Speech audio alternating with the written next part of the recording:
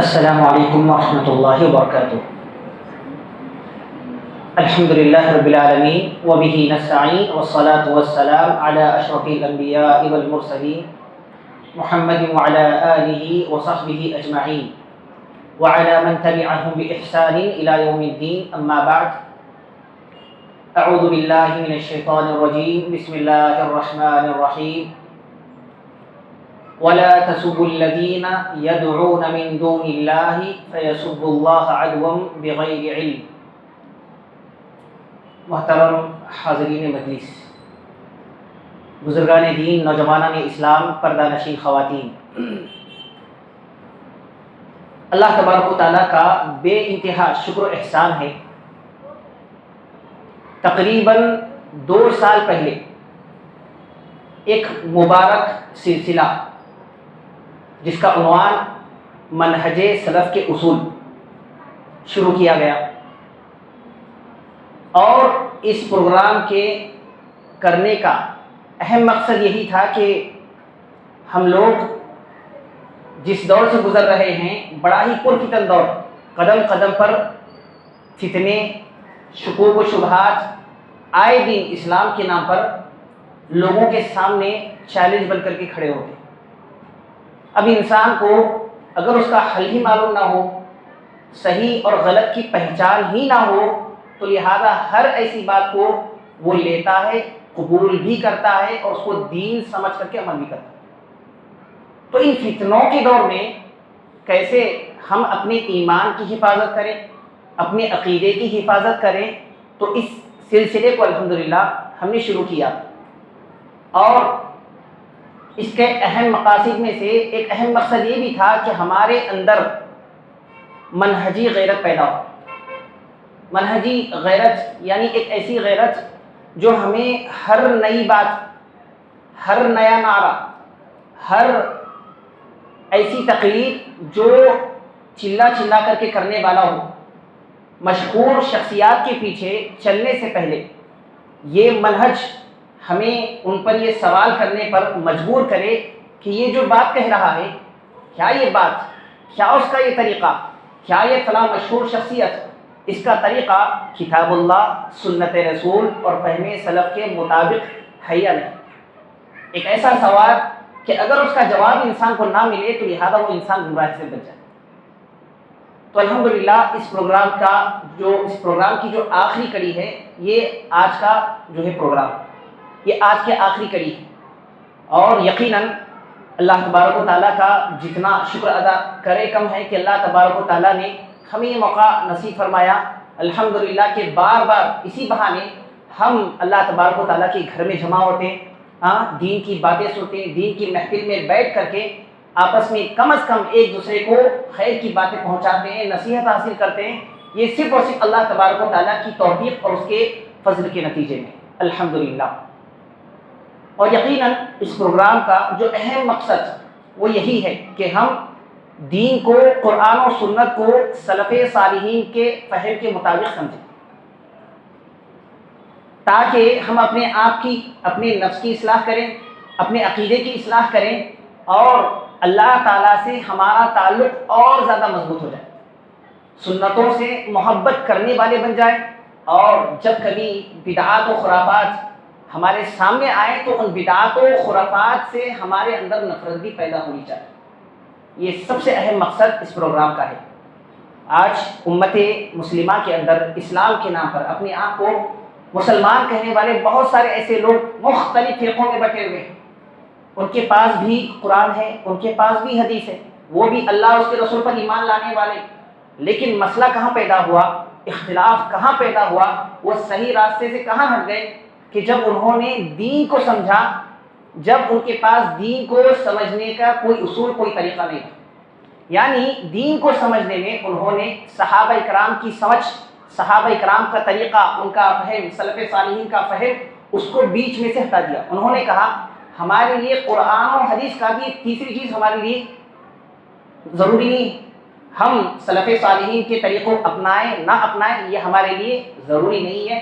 اس کو بیچ میں سے، درمیان سے ہٹا دیا، جس کی وجہ سے آج نتیجہ کیا نکلا؟ نتیجہ یہ نکلا کہ ہر کوئی اسلام کے نام پر دین کو اپنی عقل سے سمجھنے کی کوشش کرتا ہے. کہتا ہے کہ اللہ تعالیٰ نے قرآن میں یہ کہا، پیارے نبی صلی اللہ علیہ وسلم کی حدیث مجھے ملی ہے تو اس کا مطلب میں ایسے سمجھتا ہوں، میری عقل یہ کہتی ہے کہ اس کا ایسا مطلب ہونا چاہیے. غلط تعویلات، من مانی تفسیرات، اپنے طرف سے کوئی اس کا اصول نہیں، کوئی طریقہ کار نہیں، بس اپنی طرف سے بڑی بڑی شخصیات کا یہ کہنا ہے، یہ ماننا ہے، اس کا مطلب یہ ہے، فلاں ہے فلاں ہے، کہہ کر کے ایک انسان دین کی غلط تعبیر پیش کرتا ہے لوگوں کے ساتھ. اور کوئی اپنے امام، کوئی پیر یا پھر جماعت کی رائے کو قرآن و سنت پر مقدم رکھتا ہے کہ اگر فلاں جماعت کی بات آ گئی تو ان کی بات قرآن و حدیث کی بھی اوپر ہے، رسول صلی اللہ علیہ وسلم کی بات سے بھی اوپر اگر کسی کی بات ہے تو ہمارے امام کی بات ہے. یہ سب کس کے نتیجے میں نکلا؟ جب مسلمانوں نے قرآن و سنت کو اپنے طریقے سے سمجھنے کی کوشش کی. بلکہ بعض ایسے لوگ بھی پیدا ہوئے مسلمانوں کے نام پر جنہوں نے یہ کہا کہ نیا دور ہے، نیا زمانہ ہے، نئے چیلنجز آ رہے ہیں، دین اسلام تو بہت پرانا ہے، اتنا پرانا جو ہے اسلام ہے تو آج کے زمانے کے حساب سے یہ فٹ نہیں ہوتا. اگر ہم وہی پرانی باتیں، وہی چیزیں لوگوں کے سامنے رکھیں گے، لوگ سنتے سنتے بور ہو چکے. تو اس دین کو لوگوں کے سامنے نیا لباس پہنانا ضروری ہے، نیا جو ہے نئی تعبیر، نیا رنگ کے ساتھ جب ہم ایک الگ قسم کا اسلام لوگوں کے سامنے پیش کریں گے، لوگوں میں دلچسپی بھی بڑھے گی اور ایک جو ہے الگ انداز سے لوگ اس پر عمل کریں گے. اب دیکھیے، یہ دکھنے میں اور سننے میں اچھی لگ رہی بات، لیکن اس کے نتیجے میں کتنی ساری گمراہیاں، بدعتیں، خرافات کو آج لوگ پروموٹ کر رہے ہیں اور باقاعدہ لوگ اسلام سمجھ کر کے اس کام کو کرنے میں ان کو اچھا بھی لگ رہا ہے، مزہ بھی آ رہا ہے. وہ یہ سمجھتے ہیں کہ دین کوئی مزے کا کام، کوئی بات دین کے نام پر آ رہی، اچھا لگ رہا ہے، ہم کو کرنا چاہیے. جبکہ اس کے پیچھے انسان یہ نہیں دیکھتا کہ اس کی اصل کیا ہے. کیا یہ بات اللہ نے کہی؟ کیا رسول نے کہی؟ کیا صحابہ اکرام نے اس عمل کو کر کے دکھایا؟ کوئی اس چیز کے پیچھے جو ہے پڑھنا نہیں چاہتا. یہی وجہ ہے کہ یہ جو منہج سلف کا جو اصول اس پروگرام میں جو ہے بتائے گئے ہیں، تقریباً 40 اصول جو ہے لوگوں کے سامنے رکھے گئے تاکہ ان اصول کی بنیاد پر، ان اصول کو سامنے رکھ کر کے ایک انسان واقعی معنوں میں قرآن و حدیث کو سمجھتا ہے، وہ انسان ہمیشہ ہر قسم کی گمراہی سے، فتنے سے اپنے آپ کو بچائے. شکوک، شبہات، الگ الگ طرح کی باتیں جب اسلام کے بارے میں آتی ہیں، اگر اس کا اصول مضبوط ہے، اس کو اصول معلوم ہے، دین کے منہج کے اصول معلوم ہے، تو لہٰذا وہ اس کا آسانی کے ساتھ مقابلہ کرے گا. اور اس کی سب سے بڑی خوبی کہ انسان جب سلف کے منہج کے اصول کو جانتا ہے، اس کے اندر حق اور باطل کو اس کی تمیز کرنے کی صلاحیت پیدا ہو جاتی ہے. اس کو پتہ چل جاتا ہے کہ صحیح ہے، غلط ہے، حلال ہے، حرام ہے، جائز ہے، ناجائز ہے. یہ سب سے بڑی بات. اور جب کبھی اس کے سامنے کوئی منہجی انحراف، کوئی بدعتیں، کوئی گمراہیاں، کوئی غلط کام ہوتا ہے، فوراً اس کو پہچان کر کے سب سے پہلے اپنے آپ کی اصلاح کرتا ہے. وہ یہ کہتا ہے کہ یہ چیز غلط ہے، مجھے اس سے اپنے آپ کو بچانا ہے. اور یاد رکھیے، فتنوں کے دور میں یہ اللہ کی طرف سے بہت بڑی نعمت ہے کہ ایک انسان حق کو جانے کی حق ہے، اور حق کو جاننا کافی نہیں، حق کو جان کر کے حق پر ثابت قدم رہنا یہ اللہ کی طرف سے بہت بڑی نعمت ہے. آج کتنے ایسے لوگ ہیں جو حق جانتے ہیں، حق سمجھتے ہیں، معلوم ہے کہ یہ حق ہے، لیکن نہیں، لوگ مجھ سے نفرت کریں گے، اگر میں اس پر چلوں گا شاید میرے رشتہ دار، شاید میرے اپنے گھر والے مجھ سے جو ہے دشمنی کر لیں گے، میرے دوست و احباب کی جو لسٹ ہے وہ کم ہو جائے گی.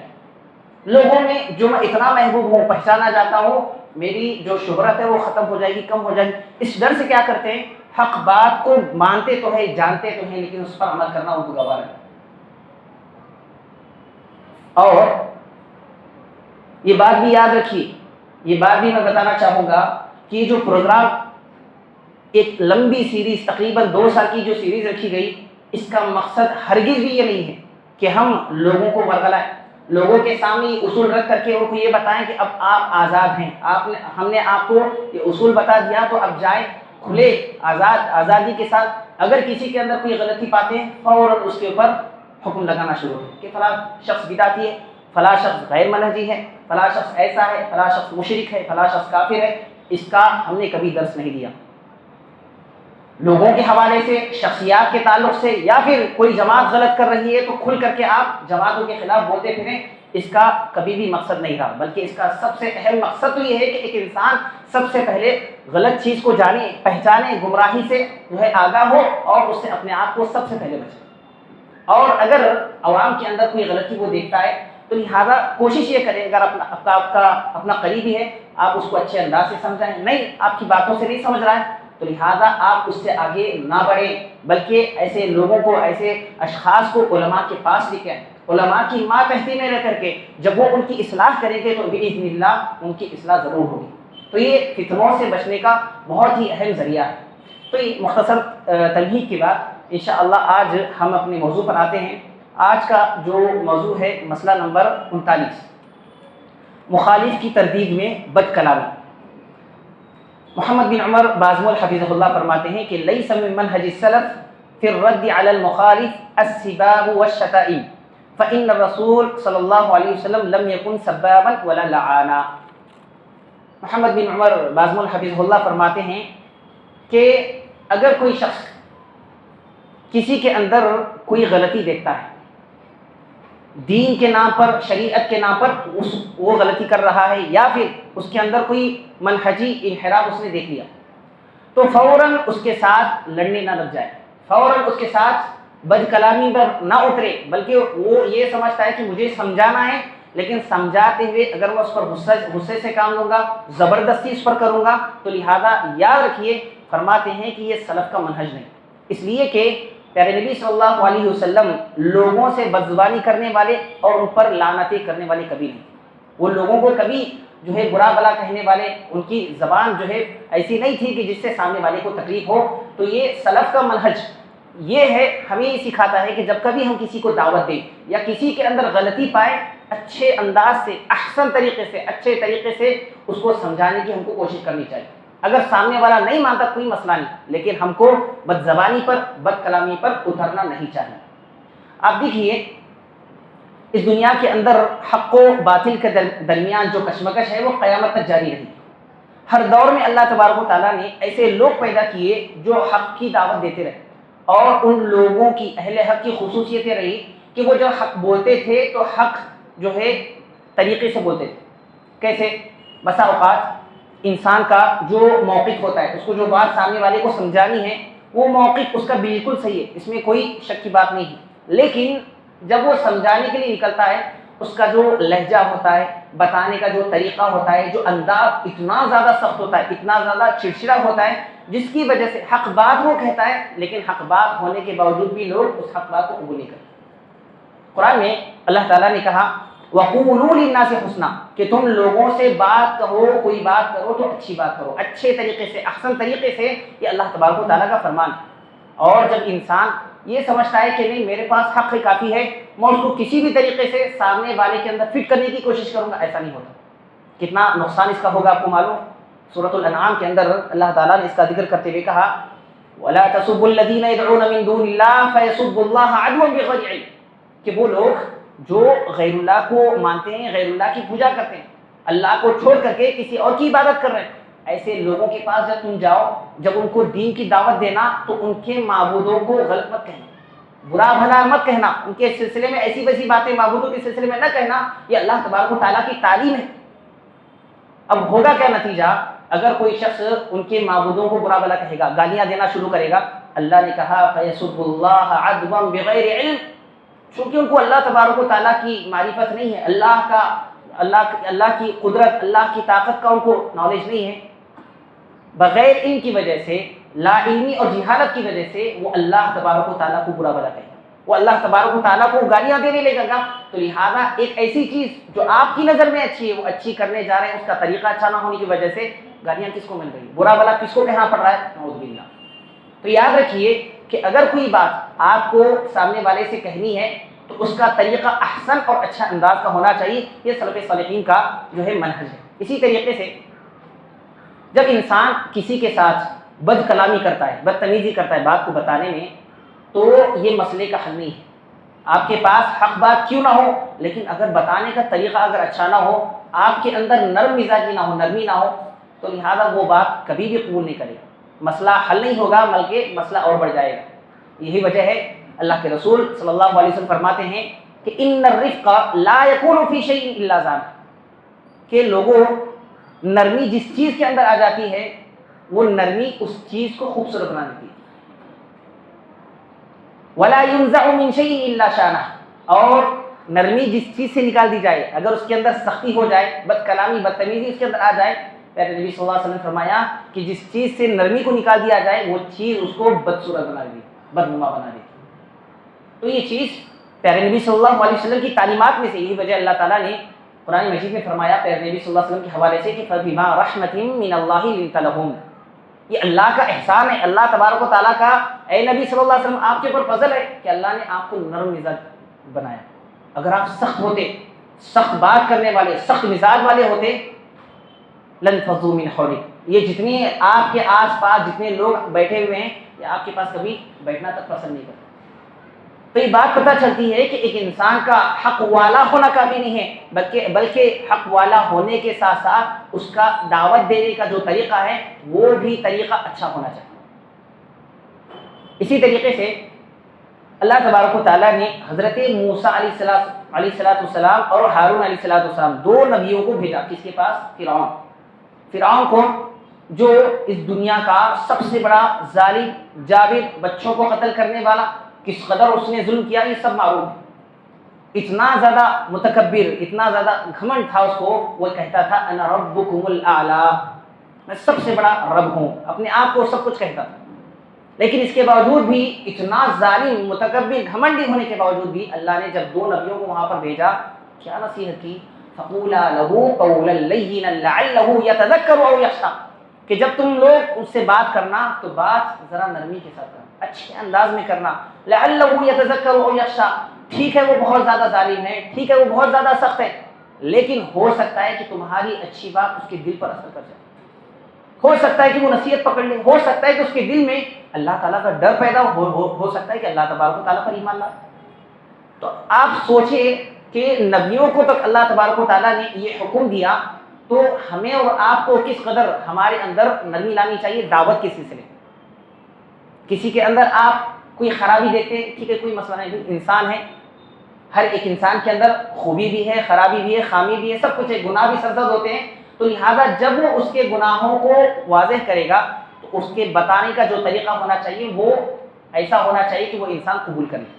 اسی طریقے سے اگر ہم یہ چاہتے ہیں ہماری اپنی دعوت میں اثر ہو، ہماری اپنی دعوت پر اثر ہو، لوگ ہماری دعوت کو قبول کریں، اس کا تأثر جو ہے جلدی قبول کریں، تو اس کے لیے ضروری ہے کہ ہمارے بتانے کا جو طریقہ ہے وہ طریقہ بد کلامی والا نہ ہو۔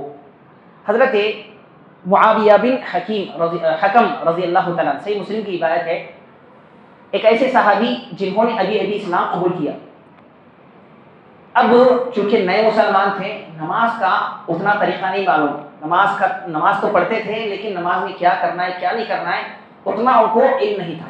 اب نماز پڑھ رہے تھے، اچانک کسی نے چھینک مارا۔ اب ظاہر سی بات ہے، یہ تعلیم ہے شریعت کی کہ اگر کوئی چھینکتا ہے تو وہ الحمدللہ جب کہتا ہے تو یرحمک اللہ اس کو کہنا چاہیے۔ تو انہوں نے جیسی چھینکنے کی آواز سنی فوراً کہا یرحمک اللہ۔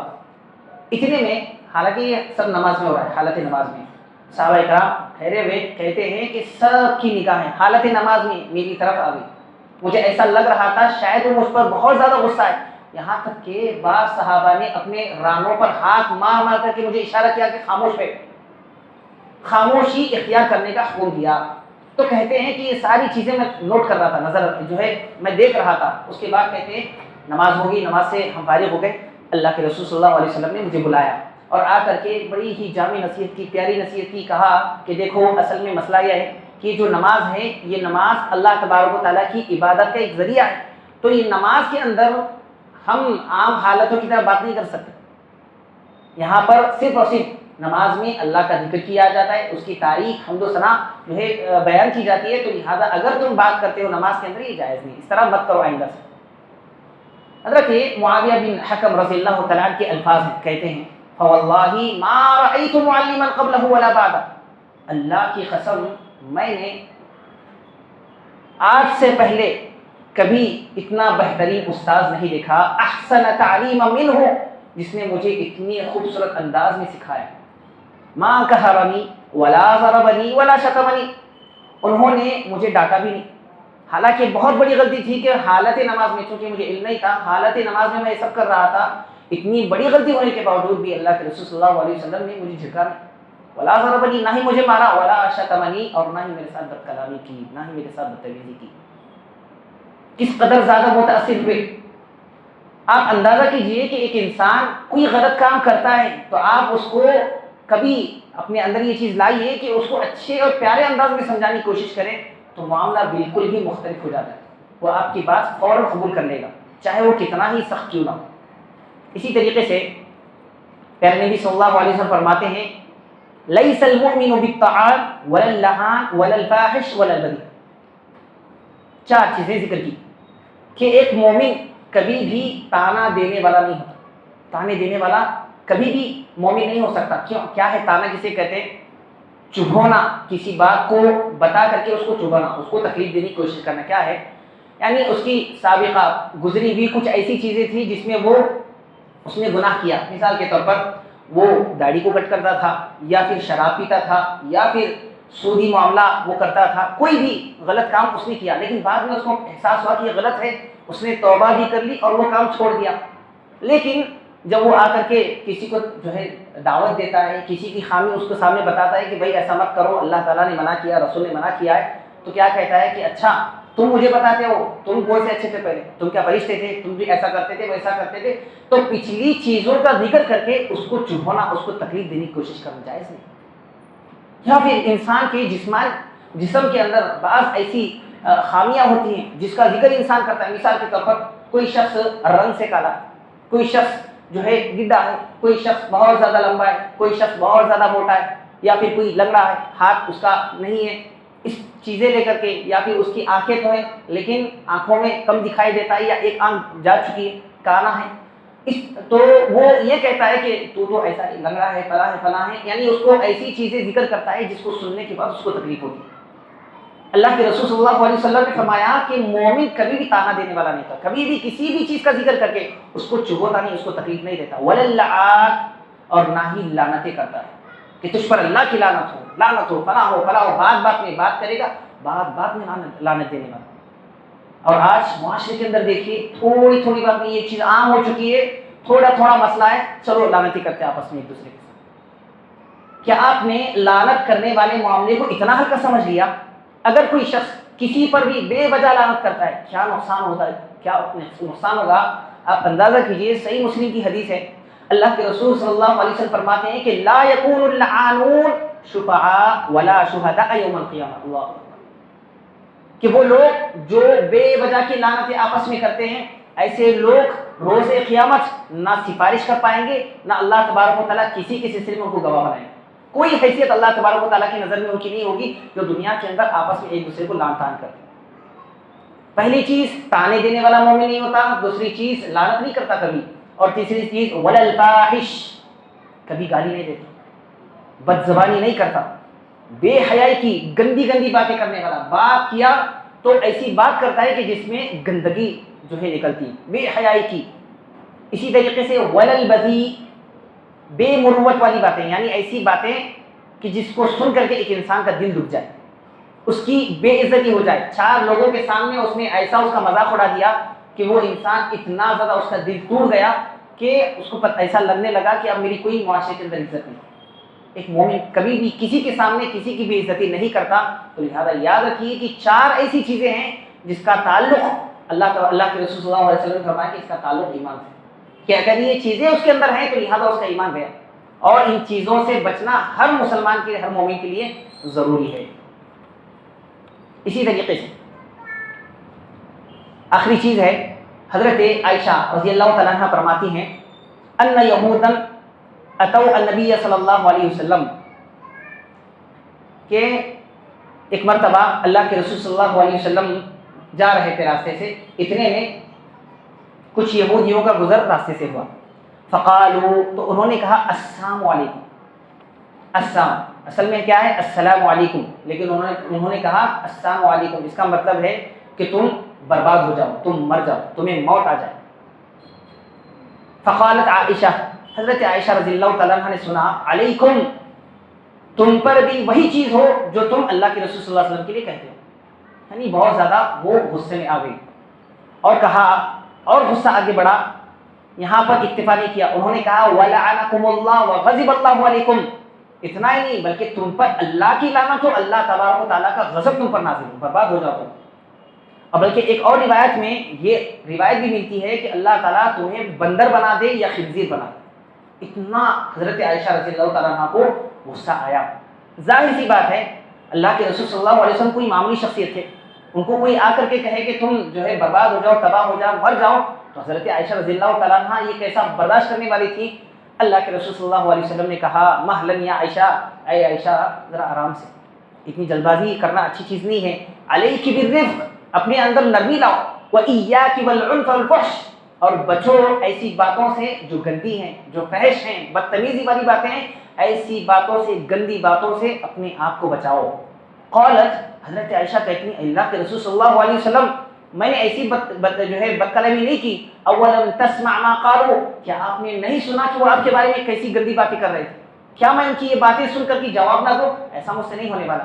اللہ کے رسول صلی اللہ علیہ وسلم نے کہا اولم تسمعی ما قلت، تم کو سمجھ میں نہیں آ رہا میں نے کیا کہا؟ میں نے کہا کہ خاموشی اختیار کرو اور ان کے ساتھ بد کلامی نہ کرو۔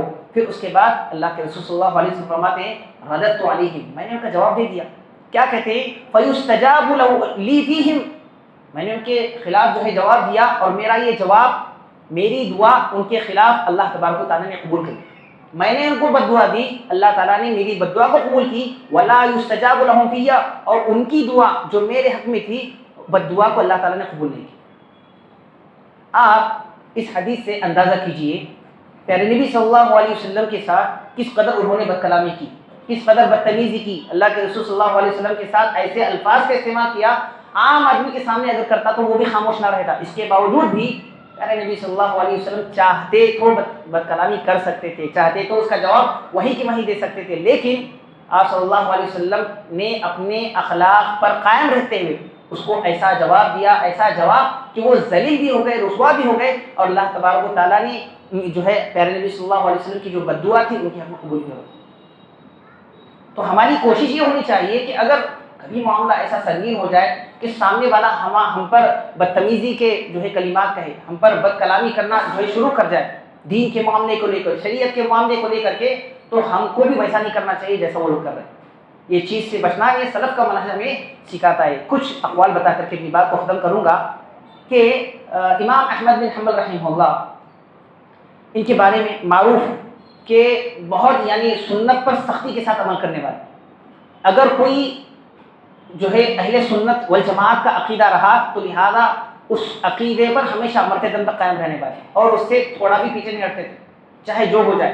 اب ایسا ہی ہوا ان کے دور میں خلق قرآن کے مسئلے کو لے کر کے کہ وہاں کے لوگوں نے یہ کہہ دیا کہ قرآن اللہ کی مخلوق جو ہے اللہ کا کلام نہیں، اللہ نے اس کو پیدا کیا گیا، جیسا انسانوں کو اللہ نے پیدا کیا، مخلوقات کو، دیگر مخلوقات کو، اسی اللہ نے قرآن کو پیدا کیا، جبکہ یہ ہمارے عقیدے کے خلاف ہے یہ بات۔ امام احمد بن حنبل رحمہ اللہ نے اس چیز کو ہرگز برداشت نہیں کیا، بلکہ دوسرے علماء خاموش رہے، لیکن حضرت امام احمد بن حنبل رحمہ اللہ نے اس کے خلاف آواز اٹھائی۔ اب اس کا نقصان کیا ہوا ہم کو؟ وہاں کا جو بادشاہ تھا اس نے ان کو قید کر لیا، قید کر کے ایسے ہی نہیں چھوڑا بلکہ ان پر مسلسل ظلم و ستم ڈھائے، ان کو مارا گیا، ایسا مارا گیا، راوی کہتے ہیں ان کے بارے میں بتایا جاتا ہے کہ اگر وہ جو کوڑا ان پر مارا جاتا تھا، اگر وہ کوڑا ایک موٹے ہٹے کٹے ہاتھی کے اوپر میں مار دیا جاتا تو اس کو بھی چنگاڑنے لگتا۔ اتنی زیادہ تکلیف صرف اور صرف ایک شخصیت پر ہوتی تھی۔ اس کے باوجود بھی ان کے شاگرد ان کے پاس آتے ہیں، کہتے ہیں کہ اے امام احمد بن حنبل، آپ پر اتنی تکلیف، اتنا ظلم و ستم اٹھا رہے ہیں، ہم برداشت نہیں کریں گے، ہم ان کے خلاف خروج کرنا چاہتے ہیں، آپ بس حکم دیں۔ لیکن اس کے باوجود بھی امام احمد بن حنبل رحمہ اللہ نے کیا اس بادشاہ کے خلاف جو ہے بد کلامی کی، بد دعا دی، کچھ بھی نہیں کیا۔ کہا لو اعلم ان لی دعوت مستجابہ لجعلتها للسلطان، اللہ کی قسم اگر مجھے معلوم ہو جائے میری ایک دعا اللہ قبول کر کے رہے گا، میں اس ایک دعا کو اس بادشاہ کے حق میں، اس سلطان کے حق میں کروں گا کہ اللہ تعالیٰ اس کو ہدایت دے دے۔ اللہ، تو ہمارے لیے جو سلف ہے اسوہ اور نمونہ ہے، ان سے بڑھ کر کے ہمارے لیے کوئی اسوہ اور نمونہ نہیں ہو سکتا۔ اسی طریقے سے امام ابن تیمیہ رحمہ اللہ فرماتے ہیں انا لا احب ان ينتقم من احد بسبب، اگر کوئی شخص میرے خلاف بدتمیزی کرے، میرے خلاف لوگوں کے اندر یہ بات پھیلا دے کہ میں ایسا ہوں ویسا ہوں، یعنی میری عزت کو اچھالتا ہے، تو صرف اور صرف میری محبت میں آ کر کے کوئی اس سے جا کر کے انتقام نہ لے، کوئی جا کر کے اس کو ڈرائے نہیں، دھمکائے نہیں، اس کو جا کر کے مارے نہ۔ اگر وہ میرے ساتھ ایسا کرتا ہے تو میں اس کا معاملہ اللہ پر چھوڑ دیتا ہوں، لیکن میں ایسا نہیں کروں گا جا کر کے اس کے ساتھ بدتمیزی کروں، بد کلامی کروں اور اس کو نقصان پہنچانے کی کوشش کروں۔ میں ایسے کسی بھی شخص کو ایسا کرنے کی اجازت نہیں کرتا۔ اللہ اکبر، کتنی بڑی بات ہے۔ آج ہمارا معاملہ یہ، کوئی ہمارے بارے میں دو باتیں کہیں ہم برداشت کرتے ہیں، جا کر کے اس کے منہ پر لڑنے کے لیے تیار ہو جاتے ہیں۔ پتہ نہیں کتنے سالوں تک ہم دشمنی رکھتے ہیں، یہاں تک کہ وہ مرتا ہے اس کے جنازے میں بھی ہم شریک نہیں ہوتے۔ ایسی دشمنیاں ہماری یہاں ہوتی، لیکن یہ دشمنیاں کچھ کام نہیں آئیں گی۔ مرنے کے بعد یہ گندا دل آپ کو کوئی فائدہ نہیں دے گا۔ کیا یہ دشمنی کرنے سے کوئی تو فائدہ آپ کا ہوگا؟ کوئی فائدہ نہیں۔ مرنے کے بعد یوم لا ينفع مال ولا بنون الا من اتى الله بقلب سلیم۔ مال و دولت ہے دنیا کے اندر، مقام ہے، عہدہ ہے، سب کچھ ہوگا آپ کے پاس، لیکن اگر آپ کا دل صاف نہیں ہے اللہ تعالیٰ آپ کو کبھی کامیاب نہیں کرے۔ الا من اتى الله بقلب سلیم، صاف ستھرا دل لے کر کے جانا ہے انشاءاللہ ہم کو، چاہے جتنا بھی ہو اللہ کے لیے۔ اگر کوئی دشمنی، کوئی کسی کے ساتھ ناراضگی بھی ہے تو لہٰذا سچے دل سے اس کو معاف کر دیں، انشاءاللہ اس کا اجر بہت بڑا ملے گا۔ یہی وجہ ہے کہ اللہ تعالیٰ نے ہم سے پہلے جو بڑے بڑے جو نیک لوگ گزرے، اللہ نے ان کا نام کتنا بلند کیا، آج بھی لوگ ان کو یاد رکھتے۔ کیوں؟ کیونکہ وہ دل کے اعتبار سے بہت صاف تھے۔ امام ابن باز رحمہ اللہ، علامہ ابن باز رحمہ اللہ سعودی عرب کے بہت بڑے عالم تھے، نابینا تھے، کبھی انہوں نے جو ہے دنیا کو نہیں دیکھا اپنی آنکھوں سے، نابینا ہونے کے باوجود بھی آج دنیا کے اندر کون سا ایسا شخص ہے جو علامہ ابن باز رحمہ اللہ کو نہیں جانتا؟ ہر کوئی جانتا ہے۔ جب ان سے پوچھا گیا آپ نابینا ہیں، آپ دیکھیں نہیں، لیکن اس کے باوجود بھی آپ کو قرآن یاد ہے، آپ کو اتنی ساری حدیثیں، دین کے اتنے سارے مسئلے آپ کو معلوم ہے، اتنے بڑے مفتی آپ دنیا کے بنے، کیا وجہ ہے کہ آپ دنیا کے کونے کونے میں آپ کو یاد کیا جاتا ہے؟ تو کہتے ہیں کہ میں نے اپنے دل میں کبھی کسی مسلمان کے تعلق سے برائی نہیں رکھی، جو بھی میرے دل میں ہوگا فوراً اس کو اللہ تبارک و تعالیٰ کے لیے میں معاف کر دیتا۔ تو ایسی ہمت، ایسا جذبہ اور ایسا دل اللہ تبارک و تعالیٰ ہم تمام کو نصیب کرے۔ امام ذہبی رحمہ اللہ فرماتے ہیں کلامنا فی الناس بالعدل والانصاف، کہ ہم جب لوگوں کے ساتھ بات کرتے ہیں، لوگوں کے سلسلے میں گفتگو کرتے، انصاف کے ساتھ کرتے، لا بالہوا والتشفی، خواہش نفس یا دل کی بھڑاس نکالنے کے لیے کبھی کسی کے ساتھ بات نہیں کرتے۔ اگر دین کا معاملہ آ جائے، کسی نے کوئی غلطی کی، چونکہ میری اس کے ساتھ دشمنی ہے، میری اس کی نہیں بنتی، اب میں کھل کر کے اس کے خلاف بول رہا ہوں، یہ دل کی بھڑاس نکالنا یہ دین نہیں ہے۔ غلطی کوئی بھی کرتا ہے، وہ غلطی آپ اس کی اصلاح کیجیے، چار لوگوں میں بتا کر کے اپنے دل کی بھڑاس نکالنا، اس کو ذلیل کرنا، اس کو رسوا کرنا، اس کی عزت کو اچھالنا، یہ سلف کا منہج نہیں تھا۔ آخری چیز امام ابن عثیمین رحمہ اللہ فرماتے ہیں الداعیہ ینبغی ان یکون واسع الصدر، کہ جو دین کی دعوت پھیلانے والا ہوتا ہے، ایسا داعی ہونا چاہیے، ایسا دین کا پھیلانے والا ہونا چاہیے، اس کا دل بڑا ہو۔ آج کتنے ایسے لوگ ہیں ان کے پاس بہت مال ہے لیکن دل کے اعتبار سے بہت زیادہ بخیل ہوتے ہیں، دل بڑا نہیں ہوتا۔ کوئی ان کے ساتھ کوئی مسئلہ کر دے کبھی معاف نہیں کریں گے آپ۔ ایک دائی کبھی بھی ایسا نہیں ہوتا، واسع الصدری، ساری چیزیں ہوں پھر بھی معاف کرنے کا جذبہ آپ کے اندر ہونا چاہیے۔ برداشت کریے، کوئی سامنے سے آپ کو جو ہے برا بلا کہتا ہے، برداشت کرنا، صبر کرنا، یہ بہت اعلیٰ مقام انسان کو عطا کرتا ہے اللہ تعالیٰ کے نزدیک۔ الداعیۃ ینبغی ان یکون واسع صدر، یعنی اس کا دل بڑا ہونا چاہیے، حسن الخلق، اس کے اخلاق بھی اچھے ہونا چاہیے، لین الجانب، اس کا جو مزاج ہے وہ بہت ہی نرم ہونا چاہیے، تب جا کر کے اللہ تبارک و تعالیٰ اس کی دعوت میں اثر پیدا کرتا ہے اور لوگ اس کی دعوت کو قبول کرنے لگتے ہیں۔ اگر یہ چیزیں ہوں گی تو انشاءاللہ ہماری اپنی باتوں میں، ہماری اپنی دعوت میں ضرور اللہ تبارک و تعالیٰ اثر پیدا کرے گا۔ تو یہ کچھ اہم باتیں آپ لوگوں کے سامنے مجھے رکھنی تھی۔ رب العالمین سے دعا ہے اللہ تبارک و تعالیٰ ہم تمام کو ہر معاملے میں ہمارے اندر اللہ تعالیٰ اخلاص پیدا فرمائے، اللہ تبارک و تعالیٰ ہمارے دلوں کو حق پر ثابت قدم رکھے اور پوری زندگی سلف صالحین کے اس مبارک منہج پر اللہ تبارک و تعالیٰ ہم کو قائم رکھے۔ اللہ تعالیٰ ہم تمام کو خواہشات نفس، تعصب، غلو، ظلم اور ہر قسم کے منہجی انحراف سے اللہ تبارک و تعالیٰ ہم تمام کو بچائے، آمین۔ السلام علیکم ورحمۃ اللہ وبرکاتہ۔ اگر کسی کا کوئی سوال ہے تو وہ کر سکتے ہیں۔